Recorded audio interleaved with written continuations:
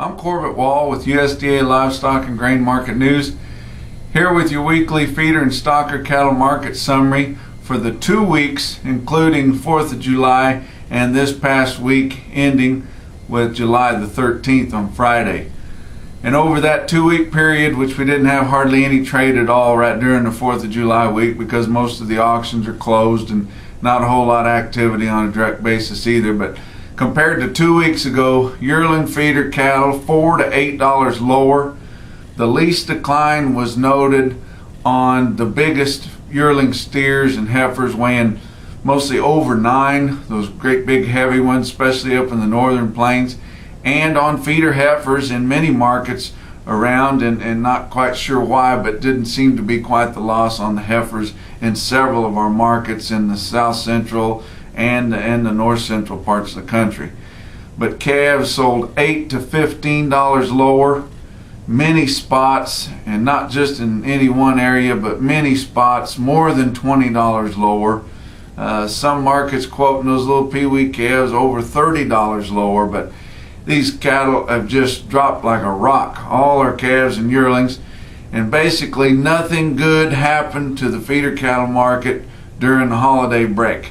We were headed down before we got into the 4th of July there, and nothing good happened, and it just continued and carried on this week. And you know, the only good thing you can say that happened during the 4th of July holiday break was that the board was closed on the 4th of July and corn couldn't go up the limit and feeder cattle couldn't go down the limit again. But just every day on the board, it seems like we're getting, 20-cent plus gains on the corn market and $2 plus losses on feeder cattle, and it's just really not showing any signs of stopping. Although we've got the corn to the point now where it's mostly all tasseled out, and it's not going to get a whole lot worse, but it's not going to get any better either. The expected yields on USDA's forecast this week come out 20 bushels to the acre lower than what they'd last called it, 12% reduction. So, there's some places that's got corn. I made a trip out through Nebraska and Wyoming there over the holiday break, and Wyoming is sure dry, and you could tell where they've moved a lot of cattle off, but there's a lot of cornfields in Nebraska that still look awful good to me, and I might not be a farmer, but when that corn's over 12 foot high and dark green and got ears all over it, it's going to make something. Go up the Missouri River there up through South Dakota, lots of good places where there's corn there, but you get in that eastern corn belt, Illinois, Indiana, and just burn up fields there, and we planted a lot of acres this year, but sure not going to have the yields that they had projected, and that might have been the worst part of it, is the projections were so high that we had a long ways to fall back. But July corn went off the board finally on Friday. We don't have to look at it anymore, and July corn contracts gained over $2 a bushel since the 1st of June.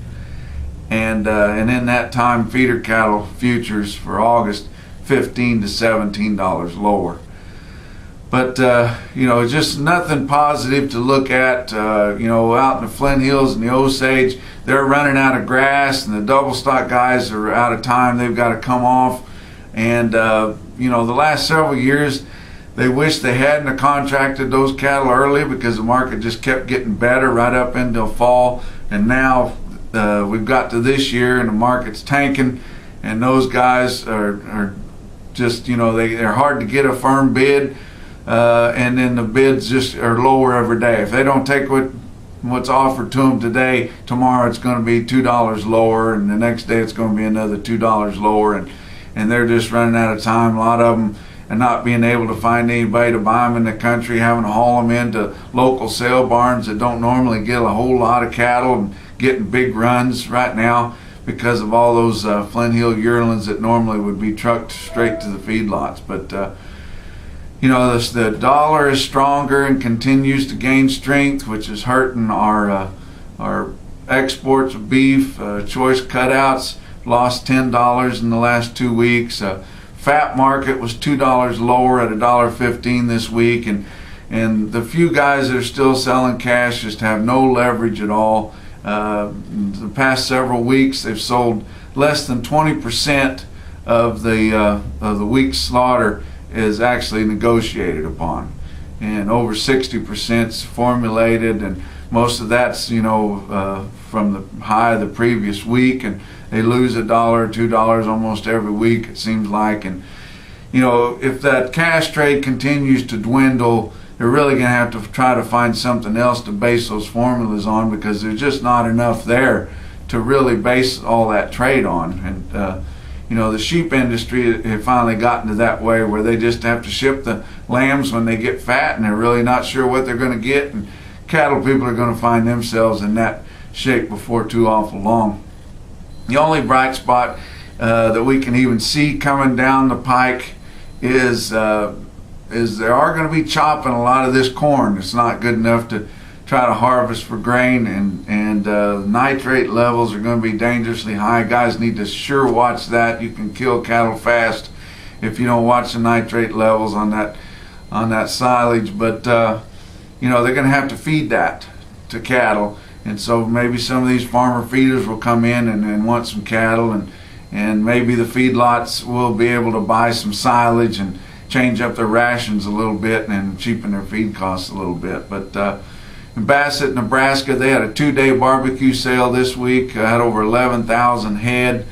And the market was pretty active at the lower price levels, and a lot of good cattle there, mostly offered in load lots. Had over 1,100 head in the 850 to 900 pound category. They averaged 882 at 138.75. Had 2,800 head weighing 900 to 1,000 pound steers, averaged 940 at 134.40. And check out our regional weighted averages this week in the north central states. 700 to 800 pound steer this week averaged 148.53 compared to 153.26 the week before the 4th of July holiday, and 145.33 a year ago. In the south central states, a 600 to 700 pound steer averaged 145.69 compared to 152.60 2 weeks ago, and 143.29 a year ago. Down the southeast, a 500 to 600 pound steer this week, 136.93 compared to 147.04 2 weeks ago, and 134.42 a year ago. That wraps up your markets for this week. Check out our website for more market information at marketnews.usda.gov. And from the Regional Market News Office in St. Joe, Missouri, we'll talk to you next week.